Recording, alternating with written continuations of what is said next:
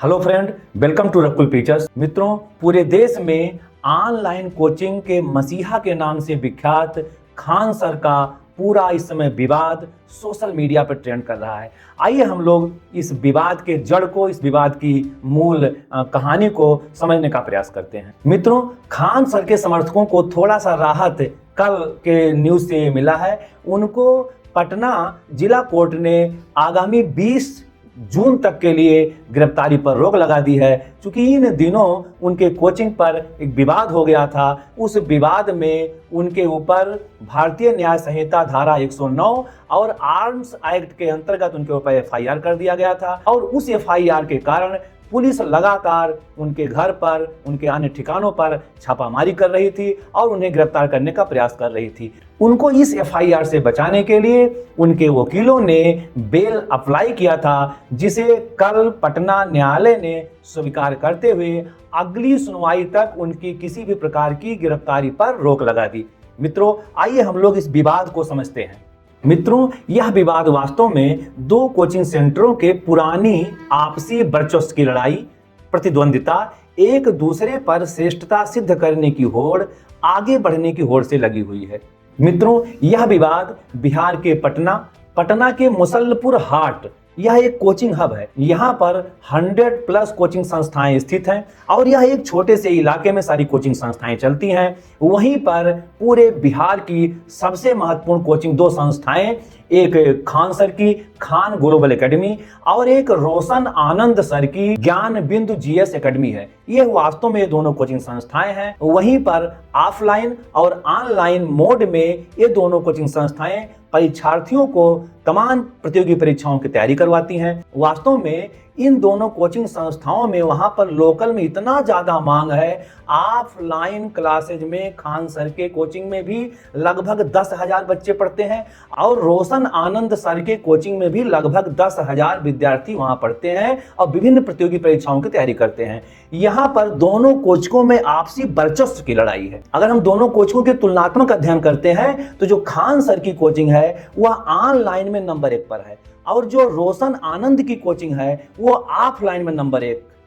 दोनों में सस्ती फीस को लेकर हमेशा होड़ मची रहती है।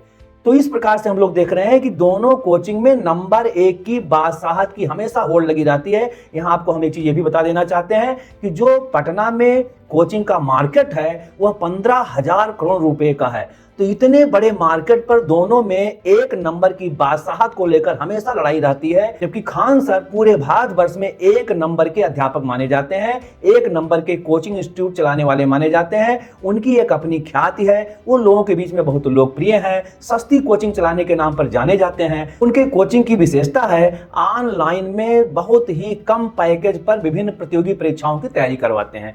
मित्रों, इस विवाद का मूल कारण मैं आपको बताना चाहता हूं। यह विवाद वास्तव में 27 मई 2026 को बिहार पुलिस भर्ती परीक्षा का परिणाम घोषित हुआ। उसमें कुल 19,838 अभ्यर्थी सफल हुए।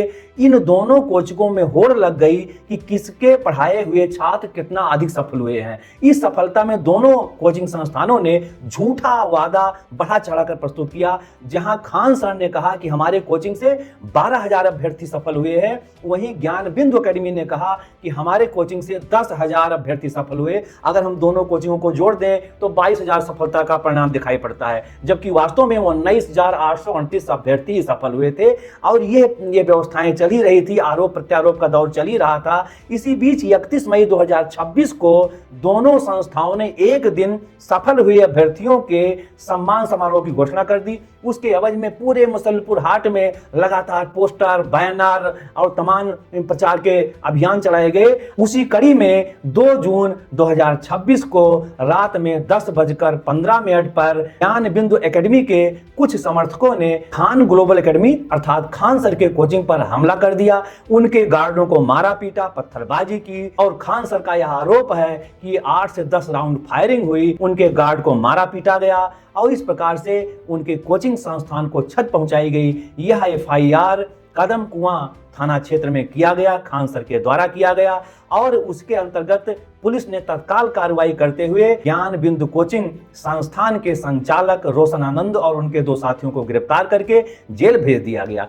पर जेल भेजने के बाद असली ट्विस्ट अब सामने आता है कि धीरे धीरे सोशल मीडिया पर खान सर के गार्डों द्वारा हवा में फायरिंग किया गया, वो वीडियो वायरल हो गया। पुलिस ने उसकी जांच की, उन गार्डों को गिरफ्तार करके उनसे पूछताछ की गई और उन गार्डों ने यह बताया कि खान सर के आदेश पर हम लोगों ने 4 राउंड फायरिंग की। अब यहां मामला पलट गया। पुलिस ने सीसीटीवी फुटेज और गार्डों के बयान के आधार पर उलट खान सर के ऊपर भारतीय न्याय संहिता 109 अर्थात हत्या और हत्या की कोशिश और आर्म्स एक्ट के अंतर्गत एफआईआर लॉन्च कर दिया। पुलिस लगातार उनकी खोज कर रही थी, वो कहीं न कहीं पुलिस से छिपकर हट रहे थे। इसी बीच जैसा हमने आपको पहले बता दिया, उनको बेल मिल गई और वो 20 तारीख तक अब मुक्त हैं, कहीं भी आ जा सकते हैं। इस प्रकार से यह घटना इतने बड़े हाई प्रोफाइल कद्दावर शिक्षक के लिए एक प्रश्न चिन्ह है। हम खान सर को इस समय हमारे यहाँ एक थोड़ा सा एक भारतीय सोशल मीडिया, भारतीय पत्रकारिता, भारतीय व्यवस्थाओं में एक कमी हम लोग देखते आ रहे हैं। अगर किसी एक आदमी की थोड़ी सी भी गलती कहीं मिल जाती है, उसको हम तुरंत अपराधी घोषित कर देते हैं। उसके द्वारा समाज में दिए गए जो सारे उसके योगदान हैं, उन योगदानों को हम एक सेकंड में भूल जाते हैं, भुलवा देते हैं और हम उस व्यक्ति को देखना पसंद नहीं करते हैं। मैं आपको बता दूं, खान सर ने पूरे शिक्षा जगत के लिए, गरीबों के लिए, बेसहारों के लिए ऑनलाइन मोड में शिक्षा का एक बिगुल फूंका था, एक बिगुल बजाया था, जो आज गरीब से गरीब व्यक्ति, अच्छी से अच्छी उनकी जो टेक्निक पढ़ाने की थी, उसको लोग लेकर तमाम प्रतियोगी परीक्षाओं में उत्तीर्ण हुए हैं, नौकरी पाए हैं और तमाम लोग उनके समर्थक हैं। तो हमको इन सारी चीजों को देखते हुए आंख खोलकर खान सर का निष्पक्ष निरीक्षण करना चाहिए, तब हम कोई आरोप किसी के ऊपर लगाएं। मैं अपने देशवासियों से एक चीज यहां पर जरूर कहना चाहूंगा कि आप खान सर के कार्यों को भी देखिए। उन्होंने एक गरीबों के लिए अस्पताल बनाया है। उस अस्पताल की अगर आप तुलना करें तो वह राष्ट्रीय, अंतरराष्ट्रीय स्तर का अस्पताल बनाया है और बहुत कम शुल्क में सारी फैसिलिटी गरीबों के लिए उन्होंने दे रखा है।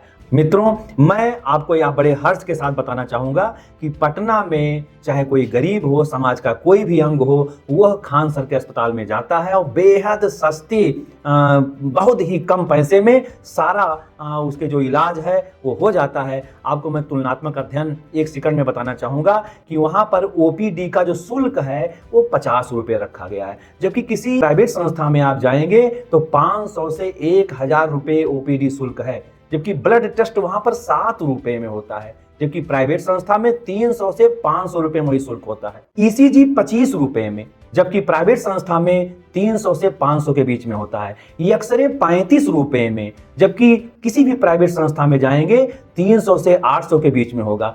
अल्ट्रासाउंड 100 से 500 रुपए के बीच में होता है, जबकि किसी प्राइवेट संस्था में जाएंगे 1000 से 2000 के बीच में होता है। सिटी स्कैन 900 के करीब होता है, जबकि आप प्राइवेट संस्था में जाएंगे 5000 से लेकर 10,000 रुपए तक होता है। डायलिसिस 350 रुपए में और गरीबों के लिए निःशुल्क होता है, जबकि आप किसी प्राइवेट संस्था में जाएंगे 1500 से 5000 के बीच में डायलिसिस होता है। मित्रों, मैं आपको एक सुझाव देना चाहूंगा, किसी भी व्यक्ति के लिए आप अपना माइंड सेटअप तुरंत मत चेंज कीजिए, कम से कम उसको जांचिए, परखिए, तथ्यों को देखिए, तब अपना आप माइंड सेटअप तैयार कीजिए। मैं खान सर कोचिंग एकेडमी और ज्ञानबिंदु कोचिंग एकेडमी के दोनों समर्थकों से अपील करता हूं कि आप लोग तत्काल कटुता को भूलकर और कोचिंग संस्थाओं में जाना सुनिश्चित करें, जिससे कि आने वाली जो परीक्षाएं उसकी अच्छे ढंग से तैयारी कर सके। मैं इसी परिप्रेक्ष्य में एक अपना संदेश देना चाहता हूं।